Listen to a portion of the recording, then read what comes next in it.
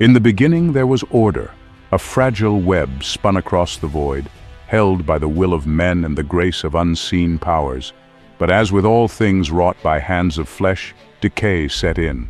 Corruption slithered into the hearts of those who ruled, and the colony of Carthage-9, nestled on the edge of the celestial frontier, fell into shadow, and the voices of the righteous were heard no more, drowned out by the cries of the broken and the laughter of the oppressor. It was said in those days that the light of justice flickered like a candle in the wind, and that the weight of sin bore down upon the colony like an unrelenting storm.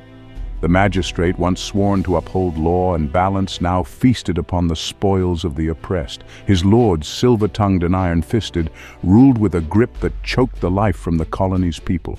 Yet there remained a remnant, a few whose hearts were not given over to corruption. But they too walked in the shadows, their paths divided, their souls weighed heavy by the burden of the age. Thus begins the tale of Jeremiah, Amos, and Elijah, the men who would not bow to the darkness, though their hearts and wills were tested in the fires of desolation. And behold, Jeremiah the lawman stood in the dust of the colony's streets, his eyes darkened by the years of struggle.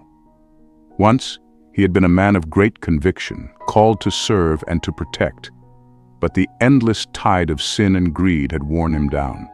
Now, he held together what little order remained, a thin line between chaos and despair. His badge, once gleaming, was now tarnished, like the ideals it once stood for. And Jeremiah's soul too was tarnished, for he had seen too much betrayal, too much injustice. His hand was quick to the iron on his hip, but slow to hope. Yet even so he did not yield, for it was written in the law of his fathers, "He who stands firm in the day of trial shall be as a fortress, though the storm rage against him." Then came Amos, a stranger from beyond the stars, his voice like a blade cutting through the fog of the colony's despair. He was a man of fire and thunder, clothed not in armor, but in the righteous anger of a prophet.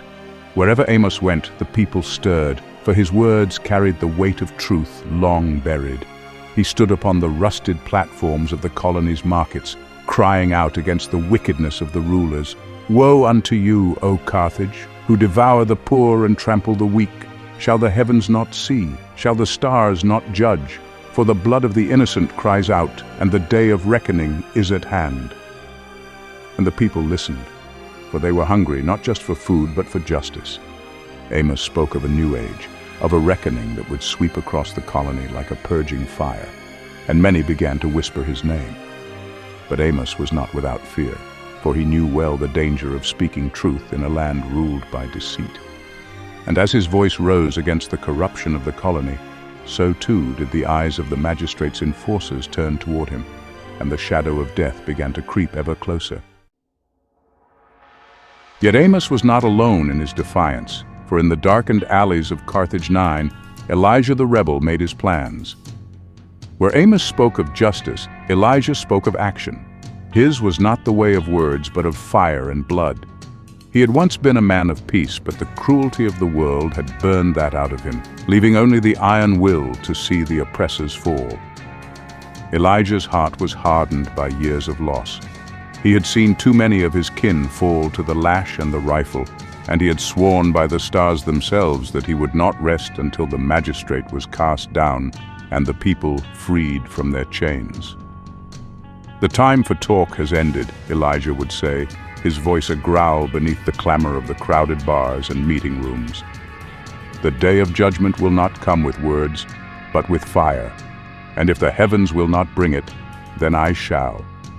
He moved in the shadows, gathering to him the outcasts and the broken men and women whose hope had been trampled into dust, but whose will was not yet broken. They were few, but they were fierce, and Elijah stoked their fury like a blacksmith at the forge. And so it was that in the midst of the desolation, these three came together, Jeremiah the weary lawman, Amos the fiery prophet, and Elijah the defiant rebel. And in the heavens, far beyond the gaze of men, the stars trembled, for the time of testing was near. Thus saith the vision of Ezekiel, son of Uriah, the seer of the stars. Behold, a sign shall be given in the firmament, a great fire shall descend from the heavens, and the colony shall be weighed in the balance. And who shall stand in the day of reckoning? Asterisk. In the days to come, the struggles of men would be but the prelude to a greater trial. Forces unseen moved in the depths of space, and the fate of Carthage-9 hung upon the choices of these three men. Would they find a path to salvation, or would their divided hearts lead to ruin? The stars themselves watched, waiting. And the land was dry, barren as the souls of those who ruled it, and the colony, Carthage-9, lay under the yoke of wicked men. Lo, the rulers of that place were gluttonous and fat, gorging themselves on the labor of the weak, and the people groaned beneath their hand, for the law was a shadow of what it once was, a mockery of justice.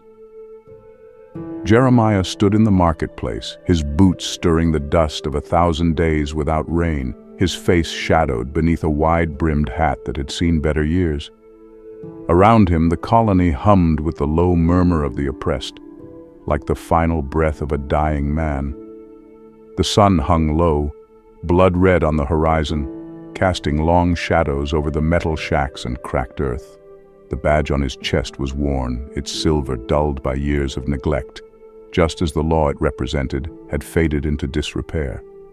Jeremiah's eyes were tired, hardened by the weight of countless nights spent keeping the peace that never truly lasted. For what peace could there be in a place ruled by greed, where the law served only the rich and mighty? He'd been sheriff long enough to know that the law as it stood was a farce. A veneer of order plastered over a pit of corruption, yet still he stood there, his hand never far from the iron at his hip, the last remnant of a promise he'd once believed in. Now it came to pass in those days that Jeremiah walked the streets of the furnace, the heart of Carthage-9's toil, and he saw the works of men's hands, sweat and blood exchanged for scraps of bread. And in the eyes of the people there was no light, for they had forgotten hope, and the sound of joy was not heard in the land. In the square, Jeremiah watched the magistrates' enforcers rough up a miner. The man had dared to speak out, something about overdue wages or a sick child. It didn't matter. The enforcers, clad in their black armor, didn't listen. They never did. One of them shoved the miner into the dirt, planting a boot on his neck. The others laughed. Jeremiah's fingers itched to reach for his gun, but he didn't move. He knew how this would end. If he stepped in now, it would only bring more trouble. The enforcers would report back to the magistrate, and the people would pay the price in blood. He'd seen it too many times. "Go home," he muttered under his breath, though the words felt hollow, as if the wind carried them away before they ever reached the miner's ears. "This isn't your fight, old man."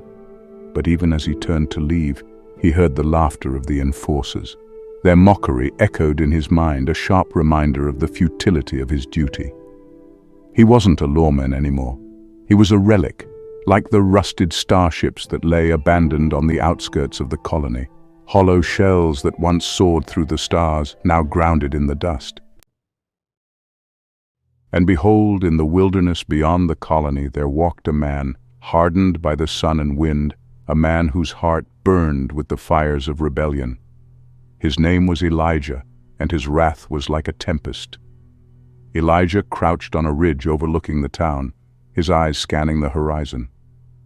The furnace was quiet for now, but he knew it would not last. Beneath the surface, the colony was a smoldering coal, and it would only take a spark to set it ablaze.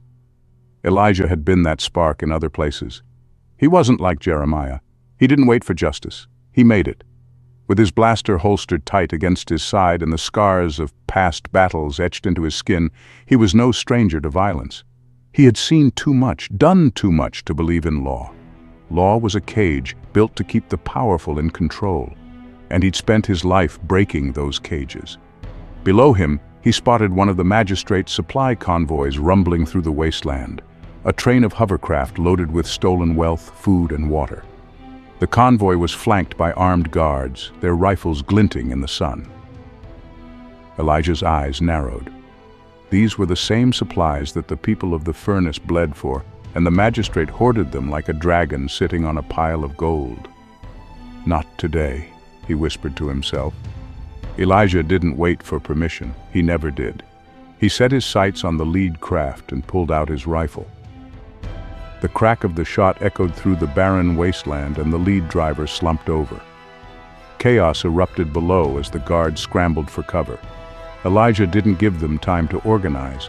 He was on them in a heartbeat, his blaster roaring like the thunder of judgment.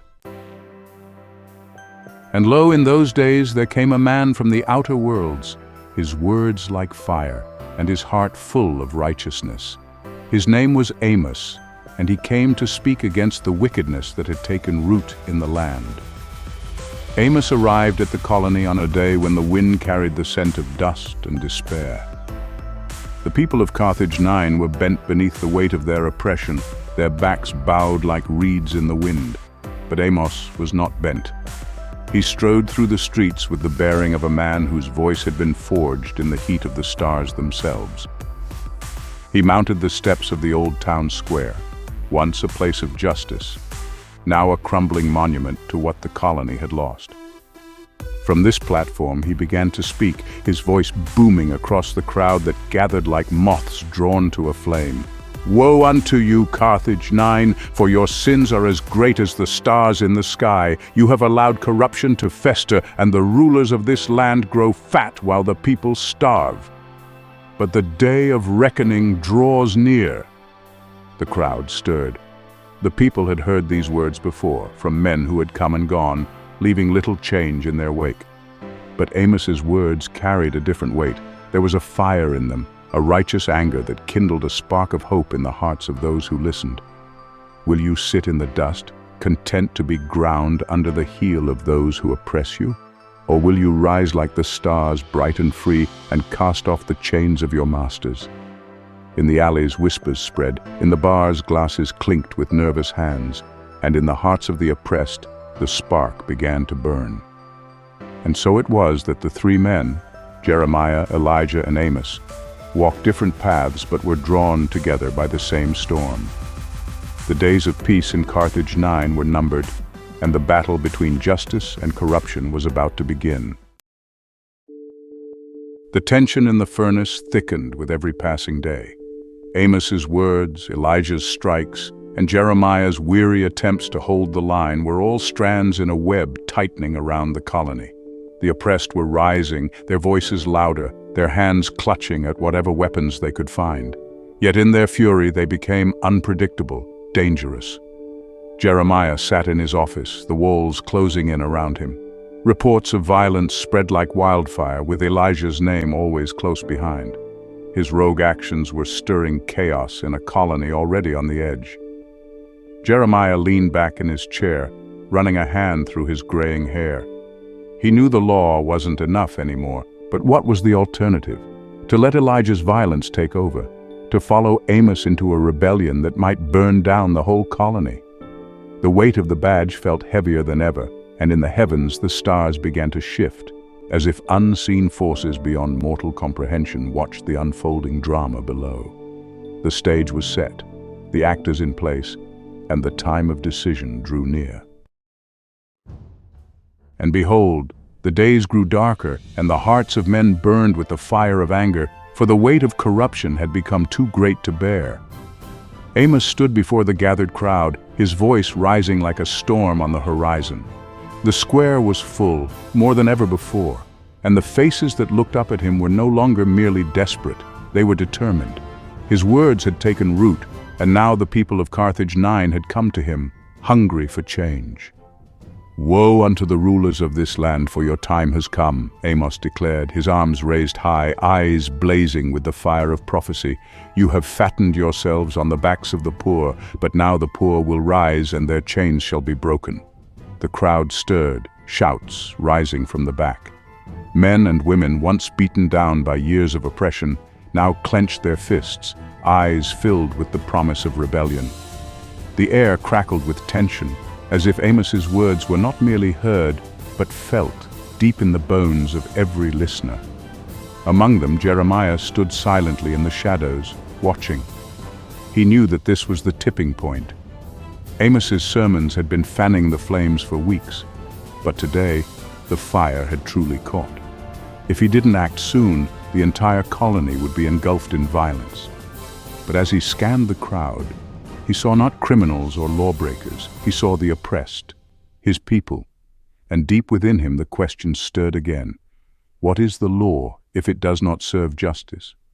Now it came to pass that as Amos spoke, Elijah moved among the crowd, silent as the night, his eyes fixed not on the preacher, but on the enforcers of the magistrate who stood at the edges of the square. He saw their hands on their weapons, saw the nervous glances exchanged between them. Elijah knew the look of men preparing for a fight. He had seen it 100 times before, on distant worlds and in forgotten battles. The enforcers were ready to act, to stamp out the rebellion before it could take root. But Elijah was ready too. He moved like a shadow through the crowd, slipping past knots of people, his hand resting on the blaster at his hip. Unlike Jeremiah, he didn't hesitate. He had seen what came of hesitation, and he had long since made peace with what needed to be done. "The time for words is over," he whispered to himself as he reached the front of the crowd. His eyes locked on the captain of the enforcers, who had begun to push through the massive bodies, his hand resting on the hilt of his sword. Elijah's grip tightened on his weapon. "Let the day of reckoning begin."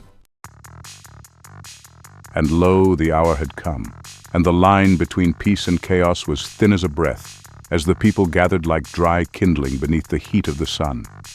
The tension in the square was palpable, like the air before a storm. Amos, sensing the moment, lowered his voice, his final words resonating deeply in the hearts of his listeners. "Today we stand at the crossroads. One path leads to freedom, the other to continued slavery. What will you choose?" A murmur of agreement rippled through the crowd, but before Amos could continue, a shot rang out. The sound cracked through the square like thunder, freezing everyone in place. The enforcers immediately raised their weapons, the crowd recoiling in fear, and there, at the front of the square, stood Elijah, his blaster still smoking. The captain of the enforcers lay dead at his feet.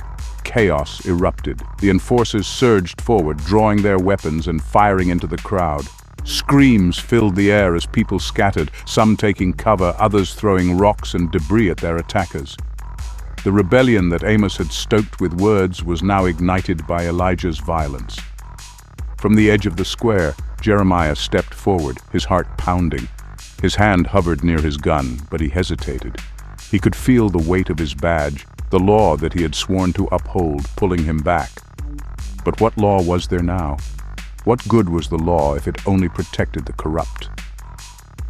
As the screams and gunfire intensified, Jeremiah's resolve wavered. He watched as men and women, many of them unarmed, fell to the ground, caught in the crossfire between the enforcers and Elijah's strike. His heart clenched with each life lost, but amid the chaos a voice echoed in his mind, Amos's voice from his first sermon. "Woe unto those who uphold the law of the wicked. Justice is not found in the letters of corrupt men, but in the hearts of the righteous." Jeremiah's jaw tightened. He drew his gun. "And it came to pass that in the streets of Carthage-9 there was blood, and the peace of the land was broken, shattered by the hands of the corrupt and the righteous alike." Jeremiah moved through the chaos, his gun drawn, firing shots into the air to scatter the enforcers. He wasn't here to kill. He was here to stop the slaughter, but everywhere he looked, the rebellion was spilling out of control. Men and women, incited by Amos's words and Elijah's actions, had risen up against their oppressors, but now their fury was uncontained. They smashed windows, overturned vehicles, and charged at the enforcers with whatever weapons they could find. The line between justice and anarchy blurred as the once oppressed became violent, desperate to reclaim their dignity at any cost. Jeremiah grabbed a man who had taken a sledgehammer to the magistrate's supply warehouse, shaking him violently. "Stop this!" he shouted, but his voice was lost in the roar of rebellion. The man tore away from him, eyes wild with rage. Jeremiah cursed under his breath. This wasn't what he wanted. This wasn't justice, it was madness. Now Elijah, seeing the flames of rebellion rise, felt no fear, for his heart was hardened to the cries of men. He walked through the square, his blaster in hand, cutting down enforcers as he went. He had long since made peace with violence, and he saw no path but through blood. But as he strode through the carnage, he saw a face that made him pause. Jeremiah, standing at the center of it all, his gun drawn but his eyes full of conflict. Elijah approached him, his voice low. "It's done, lawman," Elijah said. "You knew this was coming. The law couldn't hold this place together anymore. Let it burn." Jeremiah turned to him, eyes filled with anger and something deeper, sorrow. "This isn't justice, Elijah. This is chaos. You've set fire to the whole colony." Elijah's gaze hardened. Sometimes things have to burn before they can be rebuilt.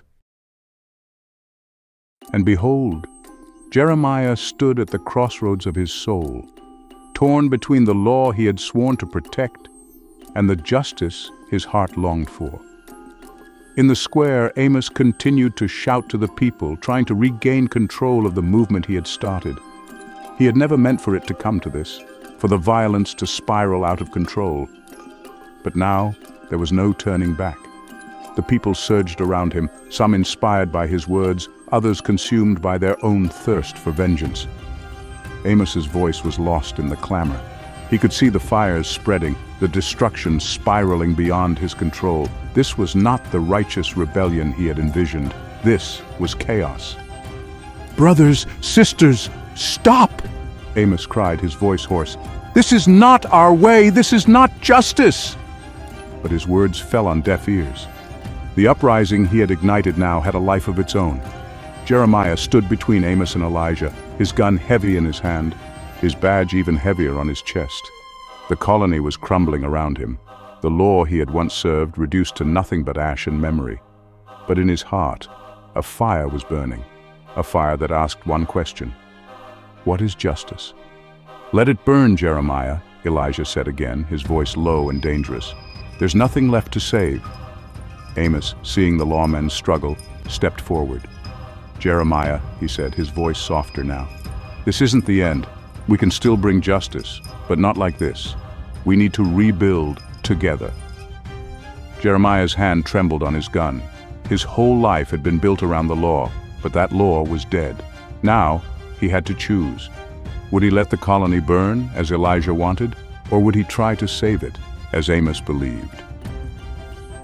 The fate of Carthage-9 hinges on Jeremiah's choice, and so it was that the lawman, the rebel, and the preacher stood at the crossroads of fate as the colony tore itself apart around them. The time of decision had come. And it came to pass that the rebellion reached its tipping point, and Jeremiah the lawman stood at the gates of the magistrate's stronghold, his heart heavy with the burden of justice. For the time of peace had ended, and the sword of judgment had been drawn. Jeremiah's eyes traced the outline of the magistrate's compound, its high walls and imposing towers a stark reminder of the system that had failed so many. The fires of rebellion burned bright behind him. The people of Carthage-9 gathered in force, ready to tear down the last vestiges of the old order. His hand rested on his weapon, though the weight of it now felt different, heavier, final. He had made his choice. The law he once served was dead. What mattered now was what would rise from its ashes, and Jeremiah was determined that it would not be built on vengeance alone. "This is it, then," Amos said quietly, standing beside him. The preacher's eyes were fixed on the stronghold, his face etched with the weariness of a man who had seen too much. Jeremiah nodded, his gaze never leaving the gates. "We take this place and the old regime is finished, but we need to hold the line. If this turns into a slaughter, we'll lose everything." Amos gave him a long look. "I trust you, Jeremiah. The people trust you. Lead them well, and they'll follow. But this fight will cost us more than we know." Before Jeremiah could respond, the sound of blaster fire echoed from the far side of the square. The enforcers had made their move. The final battle had begun. Jeremiah drew his weapon, his heart pounding as he charged forward, leading the rebellion's forces toward the stronghold's gates. Chaos erupted around him. Gunfire, shouting, the clash of metal and bone, but through it all, Jeremiah's mind was clear. This was it, the final stand. The gates were breached, and as Jeremiah pushed into the heart of the stronghold, he caught sight of the magistrates' enforcers falling back, their defense crumbling. For a brief moment it seemed as though victory was within reach. But then, out of the smoke and dust, came a figure Jeremiah had not expected to see. Elijah, moving with the precision of a predator, cutting through the enforcers with ruthless efficiency. "Elijah!" Jeremiah shouted over the din. Elijah turned, his eyes hard and cold. "I told you, lawman, let it burn." Without another word, Elijah disappeared deeper into the stronghold, leaving Jeremiah to chase after him. And behold, the fires of battle raged within the magistrate's stronghold, and Elijah, the lone rebel, walked among the chaos like a man possessed. His heart was cold as iron, for he had long since made his peace with the path of destruction. Jeremiah found Elijah in the central chamber, where the last of the magistrate's enforcers were making their final stand. Blood stained the walls, and the air was thick with the acrid stench of smoke and death. Elijah moved like a shadow through the carnage, his blaster flashing in the dim light as he cut down anyone who stood in his way. "Elijah!" Jeremiah called, his voice hoarse from the battle. "Stop this!" Elijah turned to face him, his expression hard and unyielding. "There's no stopping now, lawman. This is what you signed up for. You knew what it would take to bring this place down." Jeremiah shook his head, stepping forward with his weapon lowered. "We're not here to destroy everything. We're here to build something better. Killing them all won't fix anything." For a moment, Elijah's eyes softened, just enough for Jeremiah to see the man behind the warrior, the man who had once believed in something more than violence. But then, as quickly as it came, that flicker of humanity vanished, replaced by the cold fire of a man who had seen too much, lost too much. "You don't understand, Jeremiah," Elijah said, his voice low and dangerous. "There's no building a future here. This place was broken long before we got here. The only way forward is through fire." Jeremiah's heart sank. He had hoped that Elijah would see reason, that the man who had once stood for justice could be redeemed. But now he realized that Elijah was too far gone. The rebellion had consumed him. "You can't win this way, Elijah," Jeremiah said, his voice steady but filled with sorrow. "If you go down this path, you'll destroy yourself and everything we've fought for." Elijah's lips curled into a bitter smile. "Maybe that's the price we have to pay." Without another word, Elijah turned and disappeared into the smoke, leaving Jeremiah behind. The sound of battle raged on, but for Jeremiah the fight was already over. And so it was that Elijah, the lone rebel, vanished into the shadows of war, his path diverging from that of the people. For though he had fought for justice, the fire in his heart had consumed him, and he walked a road of destruction. Jeremiah stood alone in the aftermath, the stronghold falling into the hands of the rebellion. The magistrate was defeated, and the people of Carthage-9 had won their first victory. But it was a hollow victory for Jeremiah. He had lost a brother in arms to the same darkness they had fought against. As the smoke cleared, Jeremiah knew that his part in this story was coming to an end. He had done what he could, but the weight of leadership had taken its toll. The colony was in the hands of the people now, Amos, Hosea, and those who believed in rebuilding. But his own road was finished. He turned away from the stronghold, leaving the fires of rebellion behind him. And thus Jeremiah, the weary lawman, departed from the field of battle, his heart heavy with the knowledge that though he had fought for justice, the road ahead was not his to walk. He left the colony to those who remained, for his time had come to an end. And in the days that followed the rising of the people, there came a man from the desolate places. His name was Ezekiel, and his eyes were opened to the stars. Yet the people would not listen to him, for his words were strange and his visions dark. But he cried out, for the end was near.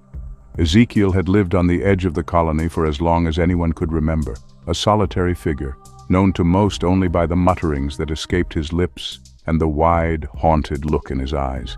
They called him mad, cursed by the stars. But Ezekiel knew better. The stars spoke to him. In their flickering light, he had seen things, terrible, glorious things, things that no man should see. He wandered the streets now, his feet dragging through the dust, his eyes cast upward, always toward the heavens. The people ignored him as they always had, their eyes focused on the earthly struggles that consumed them. They did not see the signs, but Ezekiel saw them. And his heart trembled, for the stars were shifting, and a great darkness was coming. He stopped in the center of the marketplace, where the rubble from the recent uprising still lay scattered across the ground. His voice rose like a trumpet, cutting through the clamor of the busy streets. "Woe unto you, Carthage, for your time is at an end. Look to the heavens, for they are moving. A great storm approaches, a fire from beyond the stars." People paused, some glancing up at the sky, others shaking their heads in disdain. To them, Ezekiel was just another madman in a colony full of broken souls. But his words carried weight, even if they did not yet understand them. And lo, among the people stood Hosea, his heart burdened by many things. For he was a man betrayed, yet he still sought redemption for the colony that had wronged him. Hosea had been watching Ezekiel for days now. The madman's words tugged at something deep within him. Hosea had never believed in visions, not until his own life had crumbled beneath the weight of betrayal. But Ezekiel's warnings struck a chord. There was something more to this man's ramblings, something that Hosea couldn't shake. He approached Ezekiel slowly, drawing little attention as the prophet continued to cry out. "Ezekiel," Hosea said, his voice low, steady, "what do you see?" Ezekiel turned his wide eyes on Hosea, his voice dropping to a whisper. "The end, Hosea, the end of all things. The stars are speaking, and what they say is destruction, fire, judgment. We must prepare, or all will be lost." Hosea's chest tightened. He had seen his own destruction once, when those he trusted most turned against him. But the colony was still standing, even after the rebellion, even after the bloodshed. Could Ezekiel be right? Was there something greater coming, something they could not fight? "Tell me more," Hosea whispered, his heart torn between fear and hope. "What must we do?" And it came to pass that Ezekiel led Hosea to the edge of the colony, to a place where the stars were bright and the sky was vast. There, in the silence of the wilderness, Ezekiel spoke of the things he had seen. The two men stood on a rocky ridge, overlooking the barren expanse that stretched out beyond the colony's borders. Above them, the sky was clear, and the stars shone with a cold, distant light. Ezekiel knelt, his hands tracing patterns in the dirt, his eyes wide and unblinking as he spoke. "In the night, the heavens opened, and I saw a great fire in the sky. It moved like a beast, devouring the stars as it came. And I heard a voice like thunder, telling me that this fire would fall upon us, and none would be spared." Hosea listened, his heart heavy with doubt, but also a strange sense of awe. There was a power in Ezekiel's words, a weight that made it hard to dismiss him as simply mad. And yet, how could he believe in such things? How could a fire from the heavens be the answer to the colony's problems? "You're saying we're doomed," Hosea said, his voice quiet. "That nothing we do here matters because something beyond us is coming to destroy it all." Ezekiel turned to him, his eyes filled with an intensity that sent chills down Hosea's spine. "I'm saying we must prepare. The corruption of this colony has called down judgment from the stars, but there may yet be a way to survive if we listen to the signs, if we act before it is too late." And Amos, the preacher of the frontier, still walked among the people, stirring them to action, for he believed that justice could be won through their hands. But the warnings of Ezekiel weighed heavy upon his heart. Amos stood before a crowd, his voice steady but troubled. Since the uprising, the colony had been in a fragile state, teetering between chaos and something new. The old rulers were still in power, though weakened by the rebellion. And now Amos was torn. Should he push the people harder? Should he lead them into outright revolution? Or was there another way? He had heard Ezekiel's ravings, had seen the strange, haunted look in Hosea's eyes after he'd spoken with the visionary. And though Amos was not one to put stock in omens and prophecies, There was something about the tension in the air, something he couldn't shake. "The time for justice is now," Amos declared, his voice ringing out across the crowd. "But we must be wise in how we act. There are those who would lead us into chaos, and there are dangers beyond our understanding. We must be vigilant, for the fight is not just against the rulers of this colony, but against the forces that would tear it apart." The people murmured, some nodding in agreement, others growing restless. They wanted action, they wanted change, now. But Amos knew that rushing headlong into battle could destroy everything they had worked for. He couldn't let this colony fall into the same mistakes of the past. After the crowd dispersed, Amos found himself standing alone, staring up at the sky. The stars were bright, and for the first time Amos wondered if perhaps Ezekiel was right. Perhaps there was something greater at work here, something they could not control. And lo, Hosea wandered in the wilderness of his own soul, torn between the prophet's warnings and the preacher's call to action. For he had seen betrayal before, and it had left scars that time could not heal. Hosea returned to the colony, his heart heavy with the weight of Ezekiel's visions. He could not ignore the strange sense of foreboding that now hung over him, like a shadow that grew with every passing day. But at the same time, he could not forget Amos's call for justice. The people needed a leader. They needed hope. And yet, what hope was there if the stars themselves had turned against them? He made his way through the narrow streets, his mind racing. He had trusted before, and that trust had been betrayed. The scars of that betrayal still haunted him, and now he found himself in the same position. Who could he trust? Amos, the preacher, whose words stirred the hearts of the people but might lead them to ruin. Or Ezekiel, the madman whose visions might hold the key to survival, but who offered no clear path forward. Hosea stopped in front of a crumbling building, the place where he had once stood side by side with men he thought were his brothers. Men who had turned on him the moment the battle was lost. They had left him for dead, but he had survived. And now, here he was again, on the edge of something he couldn't fully understand. "What am I supposed to do?" he muttered to himself, his voice barely above a whisper. But there was no answer, only the cold wind and the distant hum of the colony. And so it was that the three men, Amos, Hosea, and Ezekiel, stood at the threshold of the unknown. The stars were shifting, and the future of Carthage-9 hung in the balance. And behold, a sign appeared in the heavens, and the people trembled, for the stars had begun to move, and the skies were filled with strange lights. The night sky above Carthage-9 was alight with strange colors, swirling patterns of light that stretched across the stars. It was like nothing the people had ever seen before, a celestial display that sent whispers of fear through the streets. Some called it a miracle, others a curse.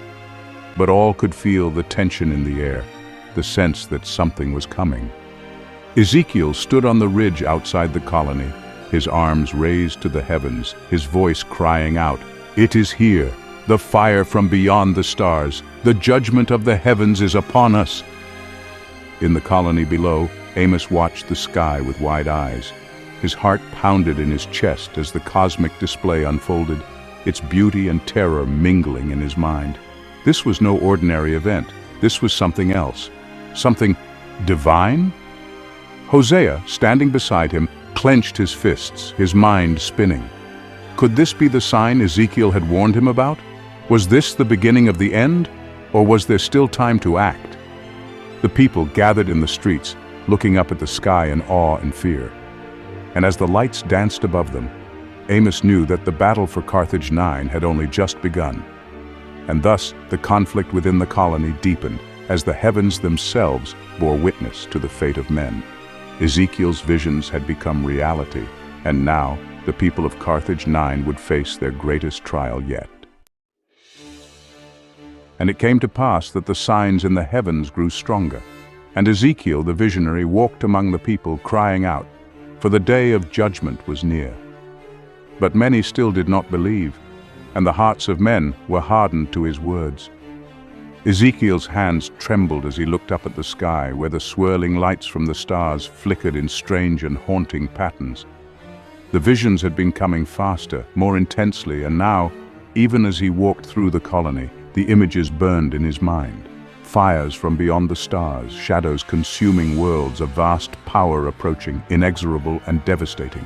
He could see it, even if no one else could. "The heavens speak, and none listen," Ezekiel shouted as he stumbled through the market, his voice ragged from days without rest. "The stars tremble, the fire is coming. Will you not hear? Will you not see?" People turned their heads, some in fear, others in annoyance. Ezekiel had always been the madman, the outcast, and even now, with strange lights in the sky, few took his warnings seriously. To most, he was just another broken man in a broken colony, but not everyone dismissed him. Hosea watched from a distance, his heart heavy with doubt and conviction warring within him. He had spoken with Ezekiel, listened to his warnings, and though the visions were strange and terrifying, Hosea felt there was truth in them. The cosmic forces Ezekiel spoke of felt real, tangible, like a shadow hanging over the colony. "Ezekiel," Hosea called, stepping forward. The visionary turned, his wide eyes locking onto Hosea with an intensity that sent chills down his spine. "What do we do?" "You cannot stop it," Ezekiel said, his voice low, almost a whisper. "The fire will come and the stars will fall, but there may be a way to survive, a way to be spared." Hosea stepped closer, his breath shallow. "How? What must we do?" Ezekiel's eyes darted to the sky, then back to Hosea. "The signs. The signs will tell us when, but when the heavens open, we must be ready. We must seek the hidden places, the places where the stars cannot reach." Hosea's brow furrowed. The hidden places, what did that mean? Before he could ask, Ezekiel had already moved on, his voice rising again, shouting warnings to the crowd. And as Hosea watched him go, a deep sense of foreboding settled into his bones. The rebellion had stirred hope, but Ezekiel's words made it clear. There were greater forces at play, forces that could not be defeated by weapons or revolution. And behold, the rebellion continued to spread, and Amos, the preacher, grew weary, for though the people followed him, their hearts were divided. Some sought justice, but others sought only blood. Amos stood before a crowd of rebels, his hands gripping the edges of the podium as he spoke. The rebellion had taken root across Carthage-9, but the people were restless. The victory over the magistrate had come at a cost. Too much blood spilled, too many innocents caught in the crossfire. Now, with the old order crumbling, the people looked to Amos for guidance, but the preacher was torn. "We fight for a new world," Amos said, his voice steady, though his heart wavered. "But we must not become the very thing we sought to overthrow. Justice is what we seek, not revenge." A murmur ran through the crowd. There were those who had followed Amos from the beginning, believing in his vision of a just and fair society. But there were others, those hardened by years of oppression, who saw the rebellion as an opportunity to take power for themselves. Their eyes were hungry for more than justice. They were hungry for control. "Justice!" a voice called from the back of the crowd. Amos recognized the man, a former enforcer who had joined the rebellion in its early days, but whose heart still burned with the violence of the old ways. "Justice won't fill our bellies or protect us from the forces out there. We need power. We need to take what's ours." The crowd shifted uneasily, and Amos felt the divide growing wider. He could feel the tension in the air. Some of the people agreed with the enforcer, others looked to Amos for leadership. But there was a growing sense of fracture, a sense that the unity they had fought for was slipping away. Amos raised his hand, silencing the crowd. "I understand your pain. I understand your anger. But if we lose sight of what we're fighting for, we become no better than the men who oppressed us." His words were met with a mix of agreement and muttering dissent. The rebellion had unleashed forces that were difficult to control, and Amos knew that his hold on the movement was slipping. And it came to pass that Hosea, the survivor, walked among the people, his heart torn, for though he sought redemption for the colony, he feared that betrayal had already taken root among them. Hosea moved through the crowded streets, his mind racing with Ezekiel's warnings and the growing unrest within the rebellion. He had always been wary of trusting others. His past betrayals had left scars that time could not heal. And now he could feel that same betrayal lurking in the shadows, within the very rebellion they had fought to build. Rumors had reached him of secret deals being made between former enforcers and those who sought to seize control of the rebellion. Hosea had tried to dismiss them at first, but now, as the divide among the people grew, the whispers of treachery became too loud to ignore. He found himself in a dimly lit bar at the edge of the furnace, where men and women spoke in hushed tones, their eyes shifting nervously. Hosea's gaze landed on a familiar face. One of the rebel leaders, a man named Caldor, who had once fought alongside Amos but had recently been stirring dissent. "Caldor!" Hosea called, stepping forward. Caldor turned, his eyes narrowing. "Hosea, what brings you here?" Hosea sat across from him, his voice low. "I've heard things about you, about the people you're talking to." Caldor's lips curled into a smile, but it was a cold, calculating expression. "You always were the cautious type, but you've been out of the game too long, Hosea. This rebellion isn't just about ideals, it's about survival. The old rules don't apply anymore." "We're not here to build another empire," Hosea said, his voice firm. "We're here to build something better." Caldor leaned forward, his eyes glinting in the dim light. "Better? Better is whatever keeps us alive. The people want more than speeches. They want security, power, and if you think they're going to follow Amos's sermons forever, you're a fool." Hosea's fists clenched. The betrayal he had feared was here, right in front of him. Caldor and those like him weren't interested in justice. They were using the rebellion as a stepping stone to power. And Hosea knew that if they succeeded, the colony would fall into the same cycle of corruption that had doomed it before. But before Hosea could respond, the ground beneath them shook violently. Glasses rattled on the bar and the lights flickered. A deep, rumbling sound filled the air, like thunder from beneath the earth. Caldor's eyes widened. "What the hell is that?" And behold, a great sign appeared in the heavens, and the people of Carthage-9 trembled, for the skies were filled with fire and the stars began to fall. The ground shook as Amos stumbled out of the meeting hall, his eyes fixed on the sky. Around him, the people of the colony had come to a standstill, their eyes wide with fear and wonder. Above them, the swirling lights that had danced in the sky for weeks now intensified, becoming a vortex of fiery reds and oranges. The air hummed with an unnatural energy, and a low, otherworldly sound echoed across the landscape. Hosea emerged from the bar, his heart pounding. The vision Ezekiel had warned about was coming to pass. The heavens were opening. Ezekiel appeared in the crowd, his face pale but resolute, his arms raised to the sky. "The fire has come. The stars have spoken. Judgment is upon us," he cried, his voice trembling with both awe and terror. Amos turned to Ezekiel, his voice filled with urgency. "What do we do? How do we stop this?" Ezekiel shook his head. "There is no stopping it. The fire from the stars will fall. All we can do is survive." The people panicked, running in all directions as the sky began to crackle with energy. A massive, fiery object appeared in the distance, descending from the heavens like a falling star. It grew larger and larger, its bright glow filling the sky, casting an eerie light over the colony. Hosea's breath caught in his throat. "Is this the end?" he whispered. Amos stood frozen, his heart pounding as the fiery object descended closer. It was unlike anything he had ever seen, a celestial force far beyond the realm of human control.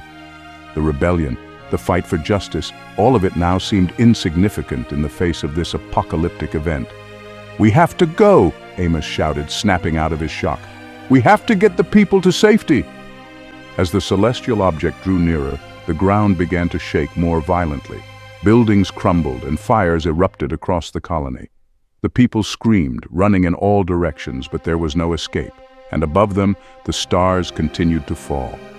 And so it was that the heavens opened, and the fire from the stars fell upon Carthage-9, bringing with it destruction and chaos. And in that moment, the fate of the colony hung in the balance. as the people faced not only the sins of man, but the judgment of the cosmos. And behold, Elijah wandered in the wilderness, far from the people he had once fought to free. His heart was heavy, for the fire of rebellion had burned within him, but now the flame was cold and he was alone. Elijah sat on the edge of a crumbling cliff, the stars above him burning bright and distant. The wild desert stretched out in every direction, a desolate sea of dust and rock, untouched by the struggles of men. His ship lay dormant behind him, its engines silent, grounded as he was. The sky, so vast and empty, had always been a place of freedom for Elijah, but now it seemed like a prison, an infinite expanse that could not hide him from himself. His hands, scarred from countless battles, gripped the edges of his cloak, the fabric rough beneath his fingers. How many times had these hands struck down his enemies? How many times had they sought justice through fire and steel, believing that force could shape the world into something better? He had once believed that destruction was the only path to freedom, that tearing down the corrupt rulers of Carthage-9 was the only way to give the people their lives back. But now, as he sat alone under the stars, that belief felt hollow. "What have I become?" Elijah whispered, his voice carried away by the desert wind. The memory of Jeremiah's face flashed in his mind, the sorrow in his eyes as he had pleaded for a different path. Jeremiah had tried to warn him, tried to pull him back from the edge, but Elijah had been too consumed by his rage, too blinded by the righteousness of his own cause. He had left the colony in flames, believing that fire could cleanse it. But fire only destroys. In the stillness of the night, Elijah felt the weight of his actions, the lives he had taken, the chaos he had unleashed. He had once thought himself a warrior of justice, but now he saw that he had become something else, something darker, and that realization tore at him in ways no enemy ever could. What is justice if it leaves nothing but ashes? For days, Elijah had wandered, searching for meaning in the barren wilderness, waiting for a sign, any sign, that his path had not been in vain. But there was only silence, until tonight. As the stars shifted overhead, a streak of light crossed the sky, burning through the heavens with an intensity that set Elijah's heart racing. He stood, eyes wide, watching as the fiery trail grew brighter, more vivid, until it seemed to sear the very fabric of the night. In that moment, something stirred within him, something deeper than rage, deeper than the need for vengeance. It was the fire of purpose, but not the kind that destroys. It was the fire of protection, the fire that shields and unites. And in that instant, Elijah knew what he had to do. And it came to pass that Elijah, the lone rebel, returned from the wilderness, his heart renewed, for the time of destruction had passed, and the time of unity had come. The people of Carthage-9 had gathered in the central square, their eyes fixed on the sky. The strange celestial lights that had haunted them for weeks now burned with an intensity that filled them with fear. Rumors of a coming catastrophe spread like wildfire, and the colony, still reeling from the rebellion and its aftermath, stood on the edge of collapse. Amos stood before the people, his voice raised in a call for calm, but the fear in the crowd was palpable. Ezekiel, the visionary, had warned of this, of the fire from the stars that would bring destruction. But his words had only deepened the panic. The people no longer knew where to turn, who to trust. "We must hold together," Amos shouted, his voice straining over the growing murmur of the crowd. "This is not the end. We can survive this, but only if we stay united." His words, though filled with hope, seemed to fall on deaf ears. The colony was breaking. The people, already fractured by the rebellion, were losing faith, and Amos, for all his fire and conviction, felt the weight of that burden crushing him. Then out of the darkness came a figure. At first, no one noticed. The people were too focused on the sky, too consumed by the fear of what was to come. But slowly, the crowd began to turn, whispers spreading like ripples in water. Elijah. The name carried weight, a name that once inspired both fear and awe. The lone rebel, the man who had led the charge against the magistrate with fire and blood, had returned. But something was different. Elijah walked into the square, his presence commanding, but not with the same violent energy that had once defined him. His steps were steady, purposeful, and there was a calm in his eyes, a calm that cut through the chaos around him. Amos met his gaze, his breath catching in his throat. This was not the Elijah he had known. This was a man changed. The crowd parted as Elijah moved forward, his voice low but filled with strength. "The time for fire is over." Amos stepped down, meeting Elijah in the center of the square. "You've returned," Amos said, his voice filled with both relief and uncertainty. Elijah nodded, his eyes scanning the faces of the people around them. "I've seen what destruction brings. I've seen what my hands have done." His voice wavered, but only for a moment. "We will not survive if we keep tearing each other apart. There is another way." Amos frowned, his brow furrowed. "Another way? What are you saying?" Elijah turned to face the crowd, raising his voice so all could hear. "We've fought for justice, but justice is not won through violence alone. Justice is what binds us together, not what tears us apart. If we are to survive, we must become one, not as rebels, not as rulers, but as a people united under a single purpose." The crowd was silent, their eyes locked on Elijah. The fear that had gripped them moments before now seemed to hang in the air, waiting for something, waiting for him to give them direction. "The fire from the stars is coming," Elijah continued, his voice strong, resonant. "But it is not just a force of destruction, it is a test of who we are, of what we can become. We must not face it as a fractured colony. We must face it as one people, united by justice, by faith, by a purpose greater than ourselves." Amos watched in awe as the crowd seemed to shift, their fear giving way to something else, something deeper. For the first time in days there was hope, and it was Elijah who had given it to them. "Lead us," a voice called from the crowd. "We'll follow you." Elijah shook his head, his eyes softening. "No, this is not my fight alone. This is our fight. We stand together or we fall together." And so it was that Elijah, the lone rebel, returned not as a destroyer, but as a protector, a leader of the people. And the colony, once divided, began to gather around him, for they saw in him the strength not of one man, but of a people united.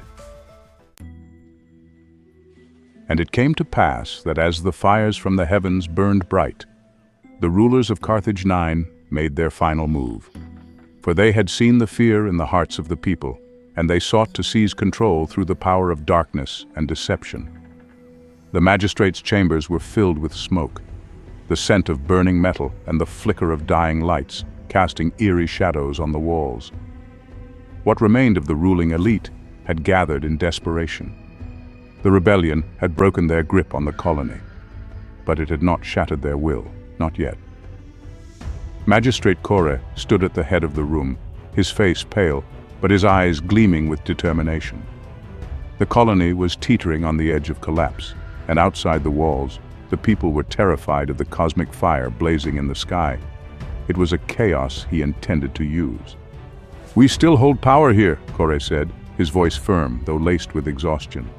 "The people are frightened, and frightened people will follow anyone who promises them safety." His lieutenants exchanged uncertain glances. The fires in the sky, the strange omens Ezekiel had warned of, they were growing worse.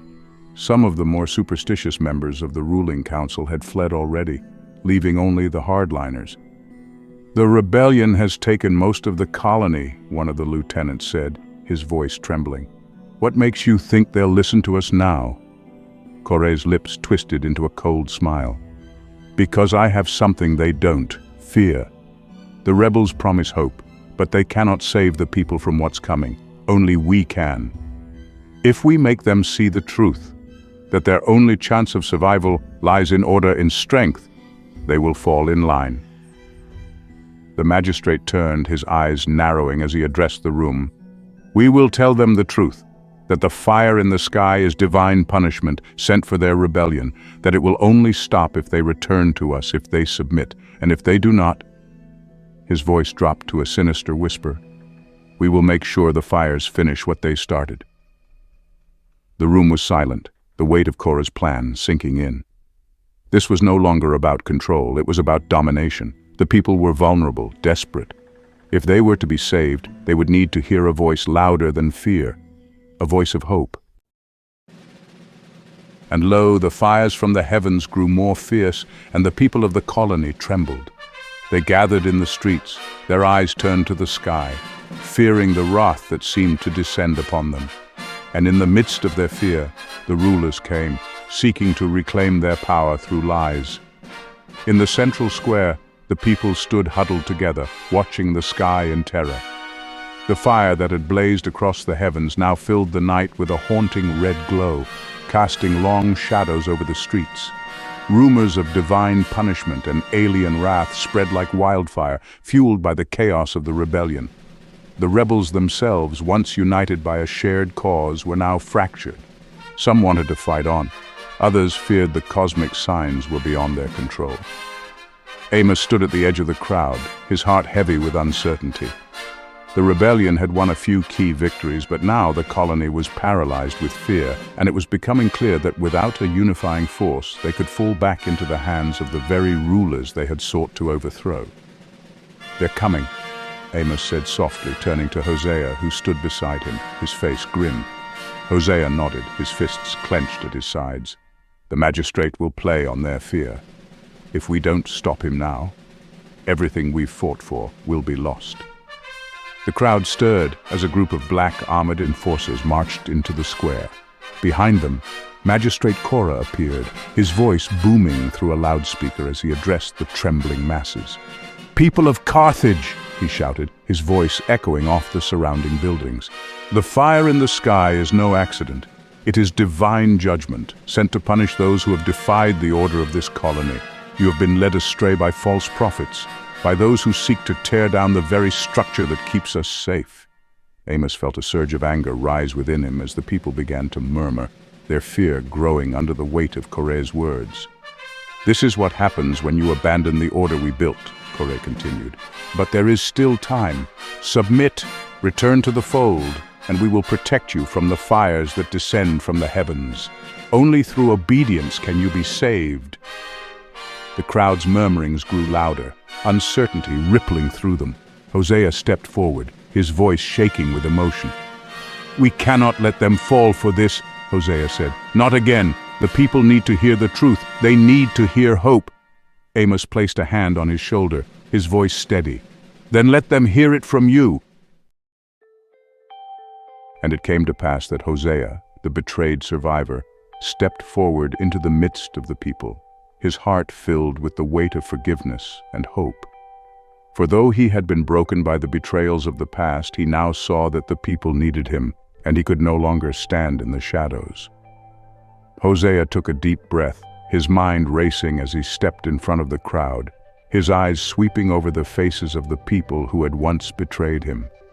He had spent so long running from this moment, from the pain and the doubt that still lingered in his heart. But now, standing in the center of the square with the fires of the cosmos blazing above them, he knew what he had to do. "People of Carthage!" Hosea's voice rang out, cutting through the noise of the crowd. The murmurs fell silent, and all eyes turned to him. "You know me," Hosea continued, his voice steady but filled with emotion. "You know who I am, and you know what has happened to me. I fought for this colony. I trusted its leaders, and they left me for dead. But I am not here to speak of betrayal." The crowd watched him, their fear mingling with curiosity.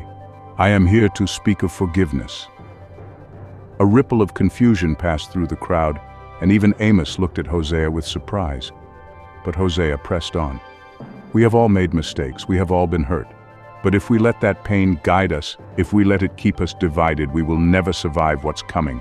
We cannot fight the fire from the sky with fear. We can only fight it together, united."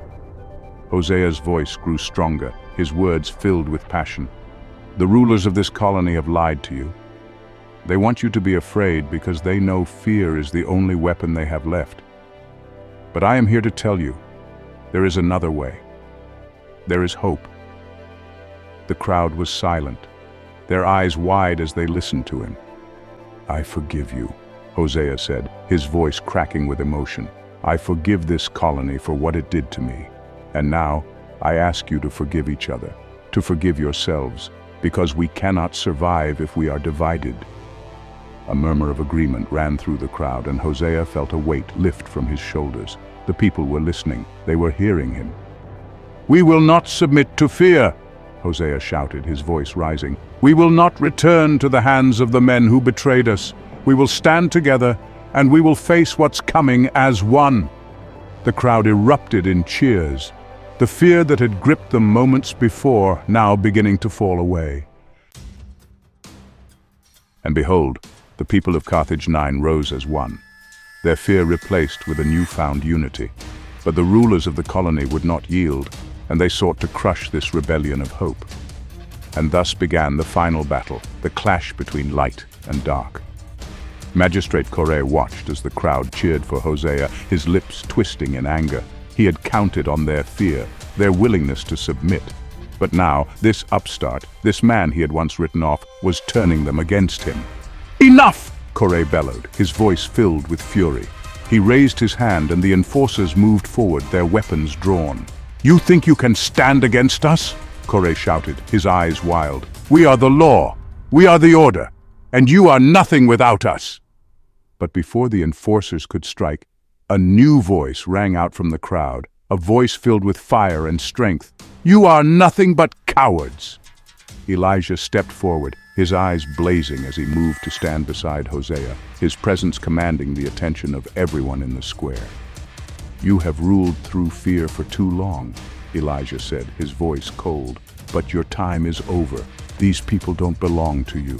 They belong to themselves, and they will not bow to your lies any longer." Corre sneered, his hand tightening on the hilt of his blade. "You think you can stop us?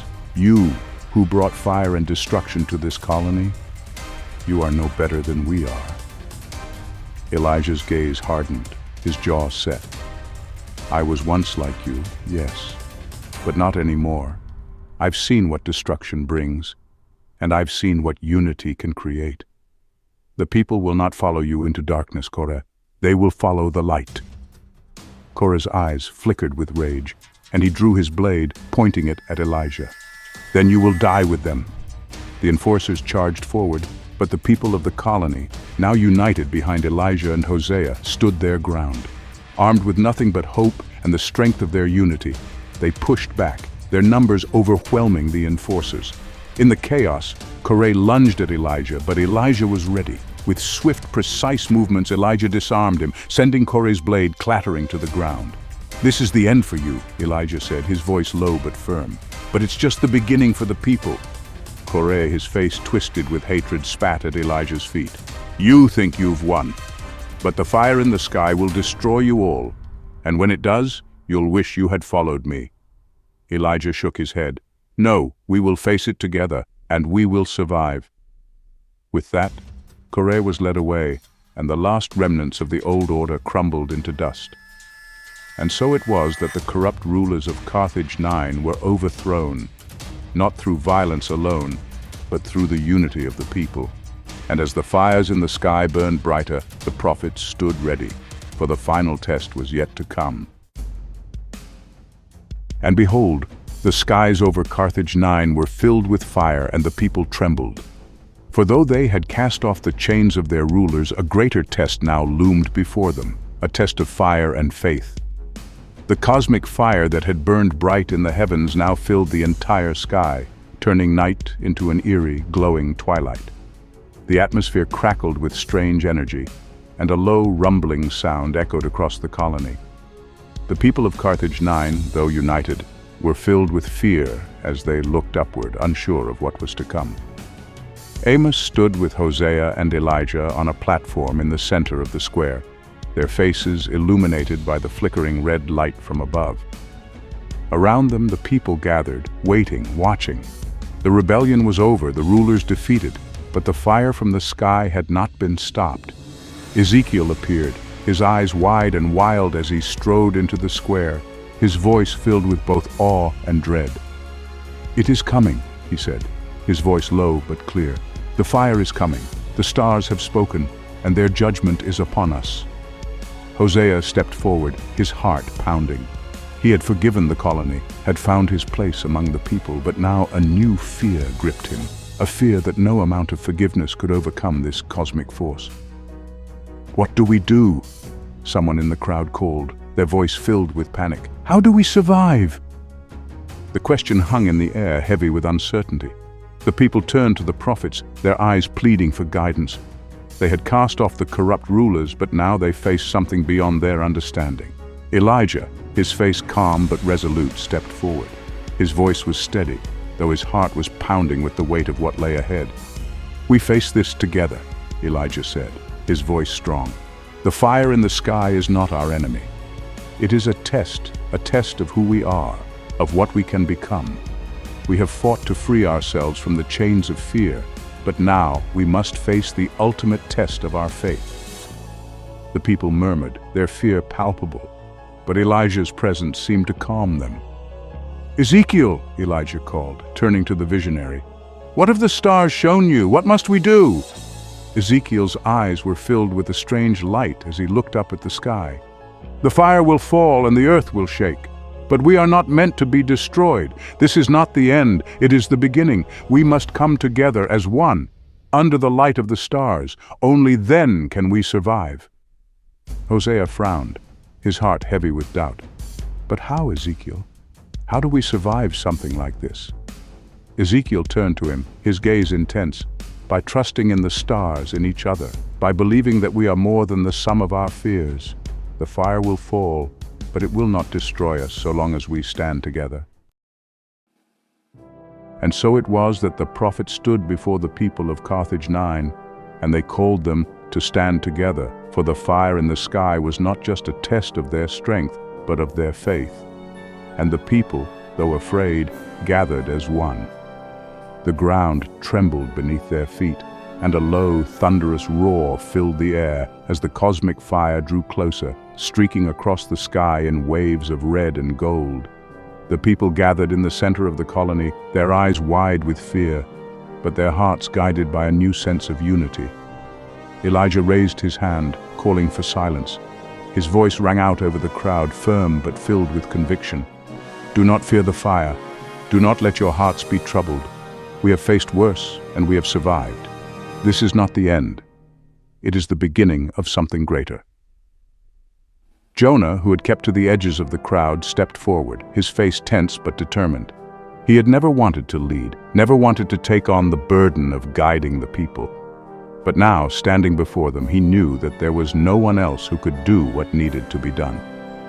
"Elijah's right," Jonah said, his voice carrying over the murmuring crowd. "The fire in the sky, it's more than just a storm, it's a reckoning. We've been given a chance, a second chance to prove that we can stand as one, that we can be more than what we were." The people turned to Jonah, their eyes filled with a mixture of hope and fear. He had never wanted their faith, but now he had it. He had to make sure they didn't fall apart. "We'll make it through this," Jonah said, his voice steady. "But we need to hold together. No more division, no more fear. We face this fire and we come out on the other side stronger than we were before." Hosea stepped beside Jonah, his heart still heavy with the weight of the unknown, but something in Jonah's words stirred hope in him. He turned to the crowd, his voice soft but filled with emotion. "I once believed that this colony was beyond saving," Hosea said. "I believed that we had betrayed ourselves too many times to deserve redemption. But I was wrong. We are not beyond saving, we are not beyond hope. If we can stand together now, if we can face this fire as one, we will prove that we are worthy of a second chance." The crowd was silent, the weight of Hosea's words sinking in. He had been the survivor, the one who had carried the burden of betrayal, but now he stood before them, offering forgiveness not just to them, but to himself. Elijah looked at the faces of the people. Their fear mingled with hope, and he knew that this was the moment. This was their test. "The stars are watching us," Elijah said, his voice steady, "and they will see us rise. Stand with me. Stand with all of us, and together we will face whatever comes." And lo, the sky above Carthage-9 grew dark, and the fire from the heavens burned bright. The people gathered in the square, their hearts filled with both fear and hope, and the prophets, standing before them, raised their voices in unity. As the fire blazed closer, the earth beneath the colony trembled violently, and the air grew thick with heat and electricity. The strange celestial lights danced across the sky, casting an otherworldly glow over the faces of the people. They clung to one another, their fear palpable, but their faith in the prophets keeping them grounded. Ezekiel stepped forward, his eyes wide with the intensity of his vision. He raised his arms toward the sky, his voice echoing through the square. "The time is here. The stars have spoken, and the fire is upon us, but we will not be consumed, we will not be broken." Amos, standing beside Ezekiel, turned to the crowd, his voice calm and strong. "Do not be afraid. We have come through the fire before, and we will come through it again. This is not the end, it is a test of who we are, of what we can become." The ground beneath them shook, and the sky blazed with fiery light as the celestial storm intensified. The people huddled closer together, their fear mixing with the strange sense of anticipation that seemed to fill the air. Elijah stepped forward, his eyes blazing with determination. He looked out at the crowd, at the faces of the people who had fought beside him, who had trusted him, even when he had led them into darkness. Now they looked to him for hope. "We are more than the fear that binds us," Elijah shouted, his voice rising over the roar of the cosmic fire. "We are stronger than the forces that seek to destroy us. Stand with me now, and we will face this fire together." The people raised their voices in response, their fear slowly giving way to the strength of unity. Elijah turned to Jonah and Hosea, nodding in silent understanding. This was their moment. This was the moment they had been called to lead. And so it was that the prophets of Carthage-9 stood together, leading the people as one. The fire from the heavens grew closer, but the people did not scatter. They stood united, ready to face the final test. And behold, the fire from the heavens drew near, its light filling the sky as the stars trembled in their places. The people of Carthage-9 stood in the central square, their hearts heavy with fear and hope. The ground beneath their feet trembled, and the air grew thick with the heat of the cosmic storm. The fire in the sky had transformed from a distant, glowing light to an all-consuming presence. The horizon burned with waves of red and gold, streaking across the heavens like a divine force, threatening to consume everything in its path. The colony shook under the weight of the celestial convergence, and the people clung to one another, searching for strength in the faces of their neighbors. At the center of it all, the prophets stood united.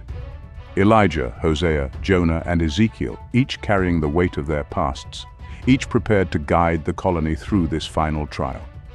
The time had come for them to step fully into their roles as spiritual leaders. "The fire will fall, but we will not be consumed," Ezekiel said, his voice trembling with the intensity of his vision. "The stars have spoken to me. This is our test, our chance to prove that we are worthy of the future that awaits us." Jonah, his face set in grim determination, addressed the crowd. "There's no running from this," he said, his voice steady. "The time for fear is over. We've spent too long divided, too long afraid. Now, we stand together, or we fall together." The people murmured in agreement, but their fear was still palpable. The cosmic storm above them was unlike anything they had ever seen, unlike anything they could comprehend. Amos raised his hands, his voice cutting through the chaos. "Do not be afraid. We have come through the fire before, and we will come through it again. This is not the end, it is the beginning. A new age is upon us, but we must face it together." The crowd began to calm, their fears slowly giving way to the hope that Amos, Elijah, and the others had instilled in them. They were not alone. They were not without purpose. They were part of something greater, something divine. And lo, Elijah, the lone rebel, stood before the people, his heart filled with the fire of redemption. For though he had once sought to bring down the rulers of Carthage-9 through destruction, He now stood as a protector, guiding the people toward unity and hope. Elijah's eyes swept over the crowd, his heart pounding with both fear and purpose. He had spent so long believing that strength came from destruction, from tearing down the corrupt forces that oppressed the people. But now, standing before them, he saw that true strength came not from violence, but from unity, from standing together as one. "This fire," Elijah began, his voice carrying over the crowd, "it is not here to destroy us, it is here to test us. We have fought for so long, against rulers, against fear, against ourselves, but now the fight is not about tearing down, it's about building something new." The people watched him, their fears subsiding as they listened to his words. Elijah, once the symbol of rebellion and chaos, had become something more, something greater. He had become their protector, their leader. "This is our moment," Elijah said, his voice rising with conviction. "We stand here together, not as rebels or outcasts, but as a people united. The fire in the sky cannot destroy us because we are more than flesh and blood. We are hope, we are unity, and together we will face whatever comes." The crowd erupted in cheers, their fear melting away as they felt the strength of Elijah's words. They no longer saw the fire in the sky as a force of destruction, but as a test they could pass if they stood together. Elijah turned to Jonah and Hosea, his eyes burning with determination. "It's time," he said, his voice low but steady. "We face this together." And it came to pass that Hosea, the survivor, stepped forward to stand before the people. His heart, once heavy with the weight of betrayal, was now filled with forgiveness and hope. For though he had been broken, he had been healed, and he sought to lead the people toward healing as well. Hosea looked out at the faces of the crowd, at the men and women who had once betrayed him, who had left him to die in the wake of their own fear. But now, as the fire from the sky drew closer, he no longer saw them as enemies. He saw them as his people, his family. "I have carried the weight of betrayal for too long," Hosea said, his voice filled with emotion. "But that weight has been lifted, not because I am strong, but because I have learned to forgive. I have forgiven this colony, and now I ask you to forgive yourselves." The people were silent, their eyes fixed on Hosea as his words washed over them. He had been the embodiment of their own guilt, their own shame. But now he stood as a symbol of redemption. If Hosea could forgive them, perhaps they could forgive themselves. "We cannot move forward if we are still chained to the past," Hosea continued, his voice soft but powerful. "The fire in the sky, it's not just a test of our strength, it's a test of our hearts. We must forgive ourselves for our failures, for our fears, and we must rise together." The crowd murmured in agreement, their hearts slowly opening to the possibility of redemption. Hosea had forgiven them. Perhaps they could be redeemed after all. And behold, Jonah, the reluctant leader, stepped forward to join Elijah and Hosea. Though he had once fled from his calling, he now stood before the people as their guide, for the time of reluctance had passed and the time of leadership had come. Jonah took a deep breath, his eyes scanning the crowd. He had never wanted this. He had never wanted to be a leader, to carry the weight of an entire colony on his shoulders. But now, standing beside Elijah and Hosea, he knew that he could no longer run from his responsibility. "We're not here because of fate," Jonah said, his voice pragmatic and firm. "We're here because we made choices. We chose to fight. We chose to stand together. And now, we're choosing to face whatever's coming. We've been tested before, and we'll be tested again. But we'll survive, because we know how to make the hard choices." The people nodded, their faith in Jonah growing as they listened to his words. He was not a prophet. He was not a visionary, but he was exactly what they needed. A leader who understood that survival was not about hope alone. It was about practical action, about making the tough decisions that no one else wanted to make. "We're not going to fall apart," Jonah continued. "Not because we have faith, but because we have each other. The fire in the sky, it's not going to stop us. We're going to face it, and we're going to come out stronger on the other side." Elijah smiled at Jonah, a look of silent understanding passing between them. Jonah had finally accepted his role. The colony had their leader. And lo, the people of Carthage-9 stood united, their fear replaced with hope, their division replaced with unity. The fire from the heavens blazed bright, but the people did not tremble, for they knew that they were more than their fear. They were a people awakened, a people redeemed. As the fire in the sky blazed closer, the colony began to glow with a strange, ethereal light. The ground shook beneath them, and the air was filled with the sound of the cosmos trembling. But the people stood firm, their hearts no longer filled with fear, but with hope. Ezekiel raised his arms, his eyes wide with awe. "This is it," he said, his voice trembling. "The stars have spoken. The fire is not our enemy. It is our awakening. It is the moment we have been waiting for." The people gathered closer, their hands clasped in unity, their voices rising in a chant of hope and faith. The prophets stood before them, guiding them through this moment of cosmic convergence, their leadership bringing the colony to its ultimate test. "We are more than the forces that seek to destroy us," Elijah shouted, his voice filled with fire. "We are a people united, a people awakened, and we will not fall."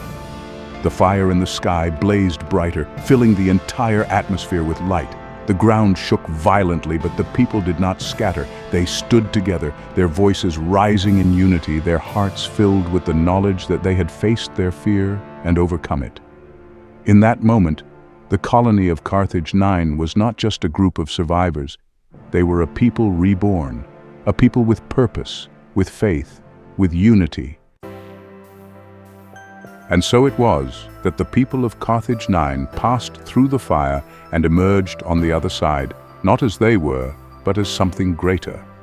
The cosmic forces that had once threatened them were now silent, and the stars shone brightly in the sky, a symbol of the colony's survival.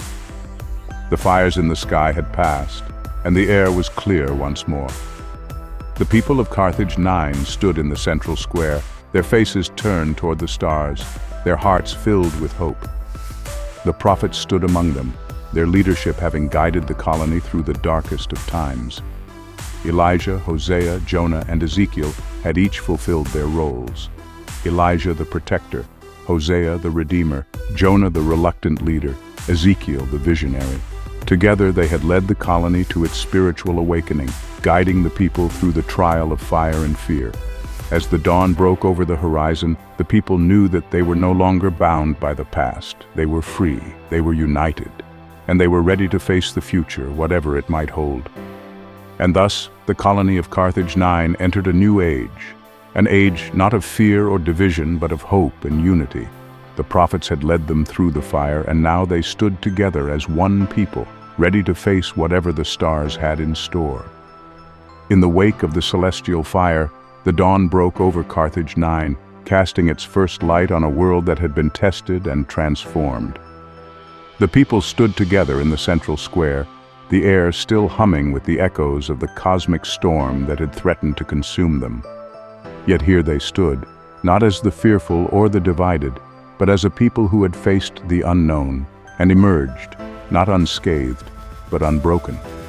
The stars, which had once trembled with judgment, now shimmered softly in the early morning sky as though bearing witness to the resilience of those who had defied their fate.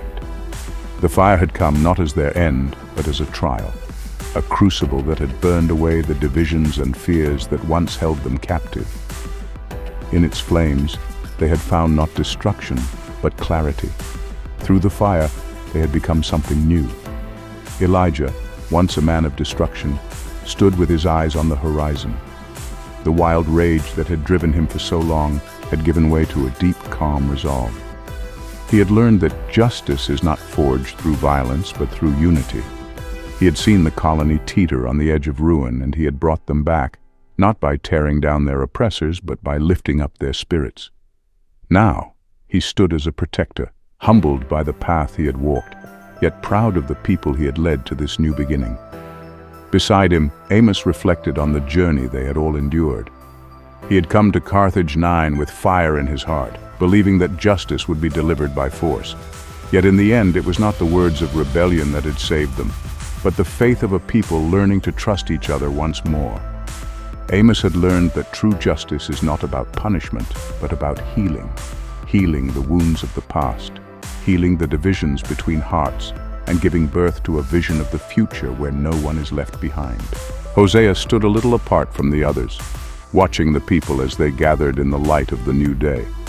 His heart, once heavy with the scars of betrayal, now felt lighter. He had faced his past, forgiven the ones who had wronged him, and in doing so, had found the strength to forgive himself.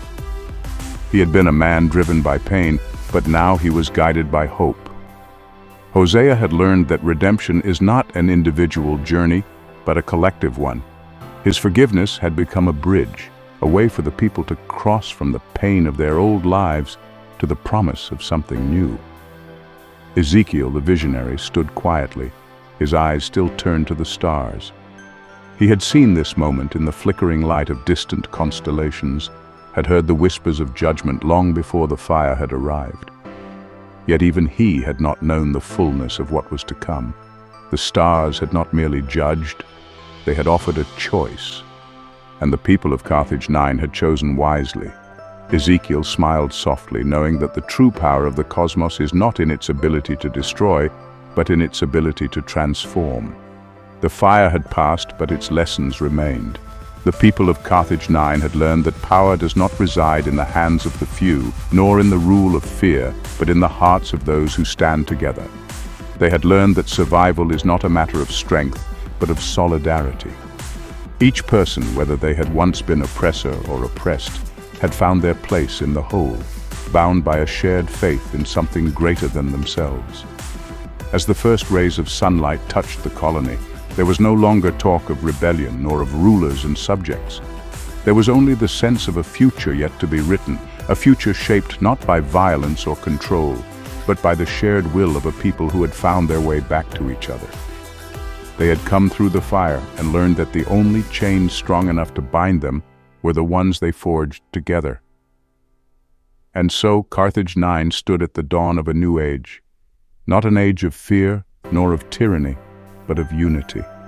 They were no longer the broken remnants of a colony that had lost its way.